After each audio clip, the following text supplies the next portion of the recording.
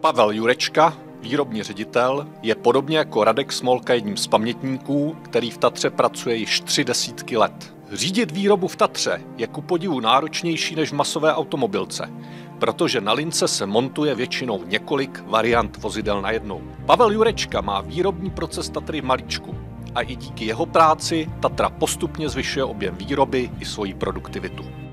Pane řediteli, jak se vlastně vyrábí Tatra? Můžete laickým způsobem popsat, jak v naší automobilce probíhá výrobní proces? Já se o to pokusím, otázka to není vůbec jednoduchá. Asi je už notoricky známé, že Tatra vyrábí ten produkt celý, to znamená, že se tady vyrábí vlastně od úplných základních věcí, jako jsou výkovky, odlitky. My máme svoji vlastní slévárnu, svoji vlastní kovárnu, takže to je úplný začátek procesu, pak nastupuje teplné zpracování a obrábění těch odlitků. Tatra je známa tím, že disponuje úplně špičkovou technologií pro obrábění. Jsou to především ozubárenské stroje. Myslím si, že v České republice ani v blízkém okolí nejsou takové stroje jako v Tatře v těch rozměrech a v těch speciálních technologiích. To ozubárenství nebo vůbec ozubaná kola jsou naší doménou. Pak samozřejmě následuje úplně to nejpřesnější obrábění, broušení na tisícinové rozměry. Kromě toho samozřejmě spousta dílů je potřeba, aby byla nalakována, takže disponujeme i špičkovými lakovacíma technologiemi, disponujeme lakovnou, která umí zpracovat prakticky všechny typy nátěrových systémů, od těch běžných, civilních až po ty úplně speciální militáry, které obsahují IR spektra a podobné věci. No a takovou tou třešničkou na dortu, to je ta finalizace, ta finální montáž, kde díky tomu, že Tatra je hodně zákaznicky orientovaná a hodně speciální, ale ten produkt je úplně šítý na míru doslova každému zákazníkovi, každému klientovi, tak ta montáž jako samotná je velmi obtížná. Je to jakási kombinace vysoce propracovaných technologických systémů a postupů a zároveň improvizace těch lidí a jejich schopností improvizovat, jejich schopností reagovat na, řekněme, ty odlišnosti každého toho produktu, který se tvoří zákazníkovi na míru. A úplně na konci je samozřejmě 100% kontrola, 100% testování parametrů, my tomu říkáme diagnostika toho vozidla, kde všechny parametry od elektriky, různé softwarové záležitosti, hydraulické systémy, pneumatické systémy, kde toto všechno prochází zkouškama a úplně tu finální zkoušku je to, co vidíte tady vlastně v areálu našeho zkušebního polygonu, kde každé auto absolvuje přesně definované okruhy, ať už speciální nebo rychlostní a všechny ty parametry se testují, takže to je možná v kostce popsáno něco, co je hrozně dlouhé a složité. A jak vlastně je dlouhý proces výroby jedné Tatry? To je taky zajímavá otázka. Budete možná překvapení, je to hodně rozdílné, ale je to hodně krátké. Z mého pohledu je to hodně krátké. Když bych vzal jenom samotnou montáž, kdyby měl začít, tak vlastně auto před vstupem a výstupem z linky trvá 4 dny, což je velice krátký proces. Pokud bych měl vzít úplně všechno, to znamená obrábění, teplné zpracování, lakování, tak u těch nejdelších součástek je to 30 pracovních dnů a ten průměr je někde kolem 20 dnů. Jestli se nepletu, tak vlastně nikdo nedokázal koncept Tatry úspěšně okopírovat. Čím to je, že to know-how je vlastně takhle jedinečné? Asi to spočívá právě ve výrobě. Je to tak, zatím se to nikomu v úplnosti nepodařilo a věřím, že ani nepodaří, doufám v to. Je to kombinace opravdu velmi speciálních technologií a velkých znalostí s tím spojených. Ty technologie jsou nepřenositelné. Především se to týká výroby hnacího traktu podvozku, určitě dílů do náprav, kde absolutně, řekněme, nejsložitější pro skopírování je kuželové soukolí jako takové a vůbec princip té výkyvné polonápravy, když si vezmete, že to auto musí uvést 10, 11 a více tun a zároveň musí být pohyblivé a musí být tam ten proces té kinematiky, tak to je věc, která je vlastně velmi obtížně skopírovatelná.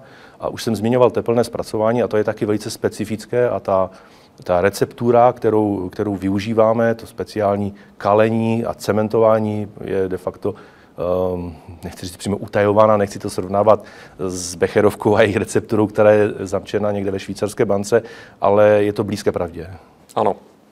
A když se zaměřím na tu finální montáž, protože to je místo, kam často chodí návštěvy nebo i novináři, tak vlastně se liší asi od všech ostatních automobilek, že téměř každé auto je jiné. A já vlastně nerozumím tomu, jak ten tým dokáže poskládat na jedné lince tak různá vozidla a nespletou se.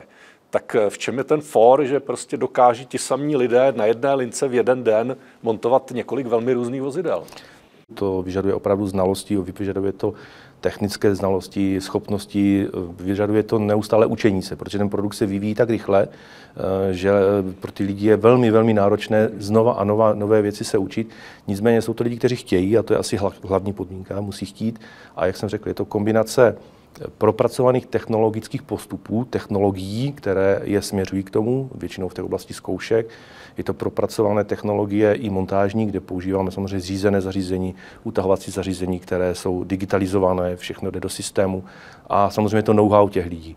A ta schopnost improvizace, schopnost reagovat, velmi důležité, a to je potřeba zdůraznit, je potřeba, aby tito mechanici nebo elektromechanici, diagnostici uměli pracovat s technickou dokumentací v úplnosti, to znamená uměli číst výkresy, uměli pracovat s 3D modely. Dneska de facto všechno je v 3D modelech, už papírové výkresy pomalinku zapadají prachem a už se nepoužívají.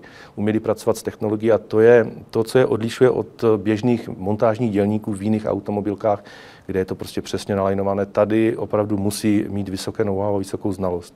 Mm-hmm. A už jsme se dotkli i toho, že vlastně v Tatře na jednom místě se vyrábí podvozek, motor s převodovkou i kabina, což možná je jedinečnost naší automobilky na světě.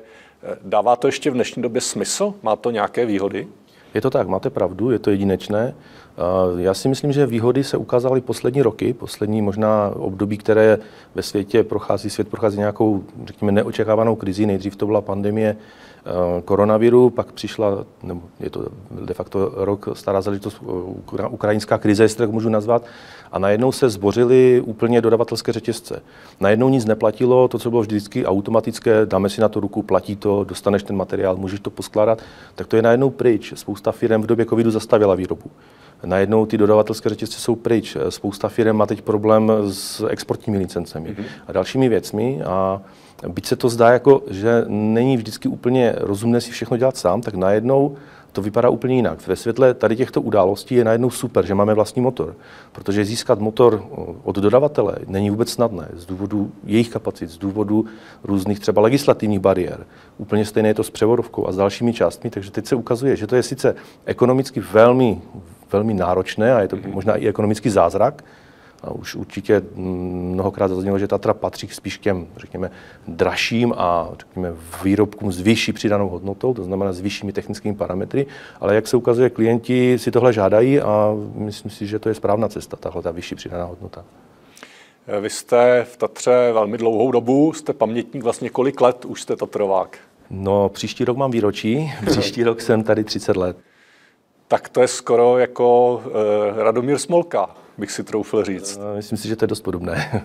Takže jste zažil časy lepší i horší a vlastně jaká byla situace, řekněme v tom roce 2012, 2013, předtím, než přišli čeští vlastníci, jako bylo to skutečně krizové období, jak tehdy Tatra fungovala? Tak to bylo doslova depresivní období, kdy tahleta firma de facto přestala existovat. Přestala fungovat, neměla zakázky, neměla své zákazníky a když už je měla a získala je pracně, tak je nebyla schopna uspokojit, protože neměla materiál, neměla prostředky finanční na nákup toho materiálu, ztrácela lidi, protože nebyla schopna je zaplatit. De facto to byl úplný konec, který nastal a nerad na to vzpomínám, protože to období bylo opravdu nepříjemné. Většina lidí měla strach nejenom o svou budoucnost, protože spousta lidí je tady z regionu s Tatrou spojena, ale taky vůbec o budoucnost téhle značky, protože to je asi notoricky známé, že jsme vlastně třetí nejstarší automobilka na světě a ta tradice je zavazující a najednou naše generace bude ta, co to pokazí a co tu tradici utne, tak to je opravdu nepříjemné a pro mě to bylo určitě skličující období. Ono v tom roce 2013 dokonce vycházely články takzvaných expertů, že Tatra je vlastně takové velké zámečnictví, že už vlastně ten produkt na dnešním trhu nedává smysl a pak přišli noví vlastníci, jejich manažeři a ty dokázali, že to tak není. A co vlastně udělali jinak a jak to, že se povedl tak rychle ten restart? No a najednou tady přišli majitelé, kteří byli ambiciózní, chtěli tu firmu rozjíždět, chtěli expandovat, chtěli zvětšovat, chtěli zachránit, restrukturalizovat samozřejmě a dávali tomu smysl. Najednou pro ty lidi vevnitř to bylo sice náročné byly určitě ten tlak na ně byl vyvíjený velký, protože prostě to je biznis a prostě to je boj o přežití, ale dávalo to smysl. Najednou to byla nějaká koncepce a dříve koncepce nebyla. Najednou tu byla důvěra. Spousta kolegů říká, že se budovala ta důvěra pozvolna. Já si myslím, že to bylo velice rychle.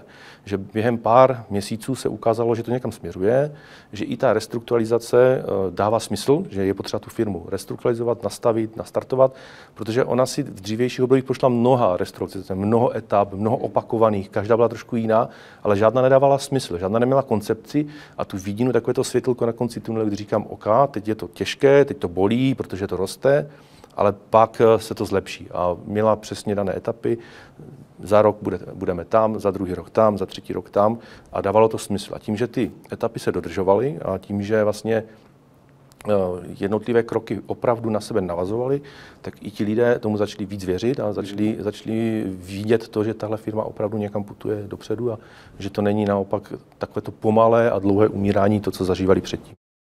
Takže máme první desetiletku, kdy jsou v Tatře čeští vlastníci, je nějaká dlouhodobá koncepce a co se vlastně v těch 10 letech změnilo ve výrobě? Těch 10 let uteklo jak voda, když se tak řeknu. Ve výrobě se změnilo strašně moc. Především v oblasti investic do technologií. Tahle firma primárně se věnovala investicím do technologií, protože to bylo to nejdůležitější pro přežití téhle firmy, to znamená nastartovat strojní park, který byl, řekněme, z 50. 60. let a poslední investice nebo poslední nějaké strojní vybavení modernizované bylo v 80. letech, tak to je pravěk. To je strašně dávno, takže teď se začali investovat do těch, řekněme, těch nejklíčovějších oblastí, to bylo obrábění určitě, tam bylo potřeba začít, protože tam se tvoří ta největší hodnota a postupně jsme investovali do montáží, do lakoven a to bylo vlastně ty jednotlivé kroky těch investic do moderních technologií byly vlastně asi tím základem. Samozřejmě potom je potřeba zmínit produkt, kdy nejdřív ten produkt, nechci říct, že úplně ten Fénix, protože stála ta spopla jako Fénix, tak ten se připravoval už před touto etapou, ale v této etapě dostal ten hlavní zelenou a hlavní drive. No a samozřejmě obchod, tu firmu musí rozjíždět, že? A obchodu se dařilo, najednou se obchodu dařilo získávat zajímavé zakázky a postupně jsme rostli a všechno bylo podmíněno vlastně ekonomikou. To znamená, tohle musí dávat smysl. Tenhle obchodní případ musí dávat smysl. Nákladová stránka, výnosová stránka a tohle to se silně hlídalo a hlídal se i vlastně průběh zakázky firmy. To znamená celá ta koncepce, abychom nedělali nějaké zbytečné kličky nebo nějaké vracečky nebo něco takového. Bylo to přesně nalajnované, mělo to své pravidla a snažili jsme se ty pravidla dodržovat, učili jsme se je dodržovat, protože najednou to byla velká změna, najednou z chaosu a bezkoncepčnosti tady byl nějaký přesný řád, nějaká cesta, silnice, tehdy se říkalo hluboká orba, pak jemnější orba a tak dále, ale v přeneseném slova smyslu to tak opravdu je. A Tatra má teďka ambici navyšovat výrobu relativně rychle, relativně prudce, teoreticky by mohla vyrábět během pár let až 2000 vozidel za rok, oproti současným necelým 1400. Tak co se bude muset ve výrobě udělat, aby se této mety dosáhlo? To bude náročný cíl a je třeba zdůraznit, že Tatra za těch posledních 10 let postupně rostla. To slovo postupně není úplně výstižné, protože ona rostla opravdu po velkých krocích a doputovala někde k těm 1400 vozidlům speciálním. Tam je potřeba říct, že my máme tak široké portfolio, že není vozidlo jako vozidlo. Vyrábíme vozidla, které mají pracnost třeba 150 normohodin, to jsou ty nejjednodušší, a naopak proti tomu stojí vozidla, které mají 1200 normohodin. Takže je to obrovský rozdíl, takže nelze to měřit jenom počtem vozidel, ale určitě tou přidanou hodnotou. Nicméně my cíl vytyčený máme, víme, jaké typy vozidel chceme vyrábět, s jakou vysokou přidanou hodnotou, takže zvyšuje se objem, zvyšuje se přidaná hodnota, která už tak rostla a ještě poroste dál. A před námi je to obrovská výzva. Samozřejmě vyžaduje to další investice do strojního vybavení, rozšíření strojního vybavení, do moderních technologií. Vyžaduje to směr k automatizaci a k robotizaci z mnoha důvodů. Za prvé, protože lidské síly prostě jsou, nebo lidské vůbec zdroje tady v regionu jsou nedostačující a obtížně se zvedají. Vlastně vzdělávací systémy moc neprodukují těch odborníků a těch techniků. Takže potřebujeme, tak jak Němci to nazvali průmysl 4.0, tak ono opravdu, tam ta myšlenka v tom je, chceme jít touto cestou.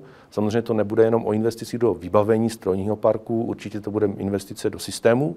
To znamená, náš ERP systém, který řídí firmu, bude modernizován. Jsme už blízko tady této etapy, vlastně můžu prozradit, že v letošním roce proběhne velký upgrade tohoto systému. V loňském roce jsme připravovali technologické konstrukční systémy, které už naběhly v tom novém módu, takže tohle by nám všechno mělo pomoct. Samozřejmě budeme se snažit získávat lidi. Dneska je to tak, že Tatra se dá nazvat doslova kosmopolitní firmou, jestli to tak můžu říct, nebo multikulturní firmou. Jako celé české automotiv v zásadě. V zásadě ano, je to tak. To automotiv má tu výhodu, že je vysoce standardizované a unifikované. My jsme zakázkoví, takže se nám to hůř aplikuje. Nicméně není cesty zpátky, takže máme dvě možnosti, protože na české pracovní síly nejsou k dispozici. Okolní země, jako je Slovensko, Polsko, kteří pracovníci už tady pracují u nás dlouho, už taky vlastně jsme vyčerpali jejich zdroje, takže máme možnost jít do robotizací. Letos je první velká etapa, kdy robotizujeme prvních pilotních 6 pracovišť, takže na konci roku určitě budeme bilancovat, jak se nám to povedlo. Je to pro nás nové, takže se to všechno učíme. No a samozřejmě jsou to zahraniční pracovníci a jak už jsem zmínil, nejsou to jenom evropští pracovníci, velký příliv je pracovníků z Ukrajiny, kteří se adaptovali velice rychle, kulturně jsou si podobní i mentálně, takže v těch týmech zapadli strašně rychle, ale ani to nám nestačilo, takže se ohlížíme i směrem ven.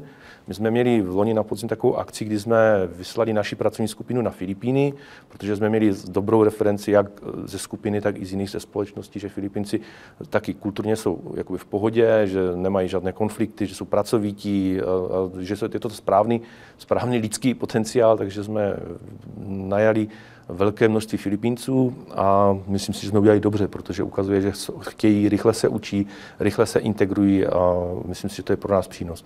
A určitě touto cestou budeme muset jít dál, protože pokud se chceme dostat na 2000 a více vozidel, tak budeme muset ty týmy ještě rozšířit a posílit. Takže jak bude podle vaší vize vypadat výroba v Tatře třeba za 10 let? Bude i na finální montáži robotická linka, nebo tam ještě uvidíme lidi? Myslím si, že na naší finální montáži vždycky uvidíme lidi, byť i tam připravujeme roboty, kteří by nám měli pomáhat některé takové ty opakované celky a takové ty věci, které třeba pro lidskou ruku nebo lidské oko jsou složité, protože vyžadují opravdu nějakou tu citlivost, kterou třeba ten člověk není schopný opakovaně dosáhnout. Takže i na montážní lince určitě plánujeme s roboty, sice asi v menší míře, než je to v automotiv, nebo než to vidíme u výrobců běžných třeba automobilů. Bude to vždycky vysoké know-how, co se určitě změní a mění se už za pochodu a mění se strašně rychle a přiznám se, že nám samozřejmě to činí problémy a musíme tady v tom hodně zabrat a hodně se do toho ponořit. To je vlastně dneska ta, řekněme, digitalizace těch výrobků, řekněme, ty diagnostické systémy, provázanost. Vyžaduje to odborníky jiného charakteru, vyžaduje to odborníky programátory, odborníky analytiky. Těch je na trhu strašně málo, takže se snažíme si vychovávat své vlastní, ale získávat i nové a myslím si, že se nám to daří, ale musíme ještě tady v tomhle víc přidat.